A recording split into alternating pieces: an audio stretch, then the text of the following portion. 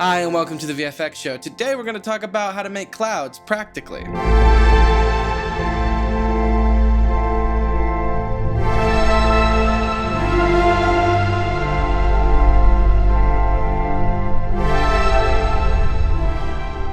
So when buying my Christmas gifts, I decided to get my girlfriend, obviously, a Danny DeVito pillow.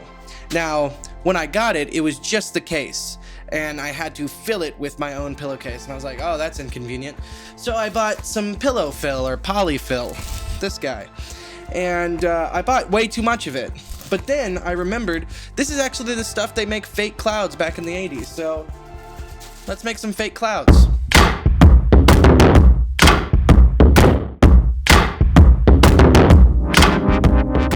So what I'm going to do is put the Poly-fil on the ground and put little MC lights underneath them.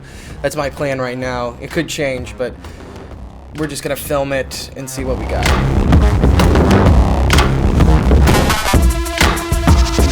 So I'm using the Godot VL300 with a Laufaz softbox with a grid on it. That's just acting as a ambient fill. I'm shooting with the FF7. It's got a lot of high dynamic range, but you could do this with really any camera. All right, so I'm gonna use little MC lights on the setting Firework.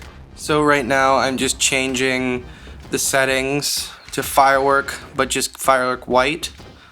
And now they should be only blasting off, yeah, white light. I tried to use lightning, but it just didn't have the same fall off that the Firework did. Like it goes boom and then a light fall off. So that's what we were going for. I'm using the Sony FF7 and just flipping the shot upside down because that's how I'm gonna composite it in.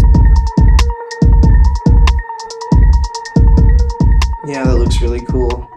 This is why doing it practically is actually kind of smart. Those little dense parts and the undense parts, that's kind of hard to do in volumetrics with CG, and not to mention extremely render heavy. And if you're doing an animation, that might not be feasible.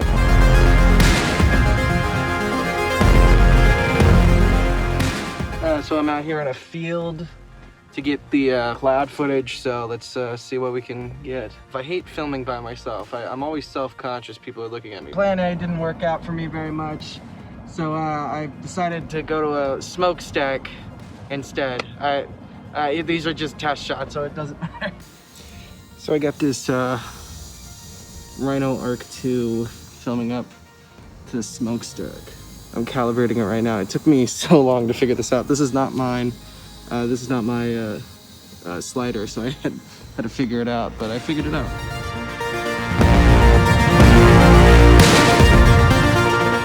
I am shooting this at blue hour where the lighting's very diffused. If you're putting clouds in the shot, it's going to be hard to mix hard lighting with like hard sun lighting to something. So I waited until blue hour. It was actually kind of a clear day today, so blue hour, the sun's not hitting any place.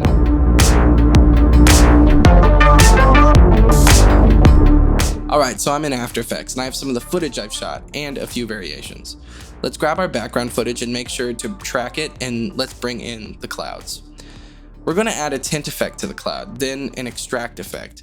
We're going to move the black handle towards the center to key out the dark parts of the shot, and then I'll use the bottom handle and move it away from the center to feather it out a bit. This introduces some artifacts from the carpet, so I'm just going to mask that out and feather it. We will then add a curves and mess around with it to match our background, also twiddling with the individual colors to match the clouds behind it. Now we need to put the cloud actually in the sky, so duplicate your background footage and put it over the clouds. Let's then add another extract effect, but instead of bringing the black handles to the center, we will bring the white handles into the center to key out that bright sky. Also bring the bottom handle away from the center to feather and introduce some of the sky color in front of the clouds to better match the scene. Now let's remove that hard edge. Duplicate your cloud and hide the top layer. Mess with the extract of the bottom layer until the edge is gone. Unhide the top layer and move the mask down to fill the dark shadows of the cloud that are now missing. I will adjust the mask to make it fit the cloud shape. we can still see the fuzzy detail of the polyfill, so to fix this, we're going to add a Gaussian blur and take away that detail. Then I'll parent that to the track and enable motion blur, and now we have a storm cloud in the scene.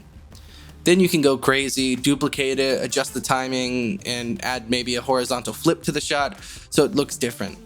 Then you have a really cool VFX shot with tons of atmosphere. Now this shot was a little different to pull off because the sky did not have any clouds in it. So to accomplish a cloudy day look, I did the same exact technique but froze the cloud so no thunder would show up. Then I duplicated that a bunch to fill the sky and adjusted the colors to better match the shot. Then I added the storm clouds exactly how I showed you before, adding a tint, an extract, a curves, and a blur to better match the scene. Then you have again a very cool shot. With just cheap polyfill and some cheap aperture lights, you can create a very effective effect that will bode a ton of atmosphere for your scene. Also, the potential for customization, like maybe doing a skull-shaped cloud, is very exciting. If you do not want to do this yourself, I've actually compiled 5 different storm clouds that you can drop into your scene, and I've done most of the work for you. It has 3 full cloud variations, 1 close-up, and there's another one that's just the light interaction, which can be helpful when you have very dark scenes. All you have to do is put that on screen. The rest have alpha channels, so you can just drop them into your scene and match them to your shot. The download will be in the description. It's pay what you want. If you want to throw some money my way, that would be nice. Thank you for watching the VFX show. Peace out, Home Scout.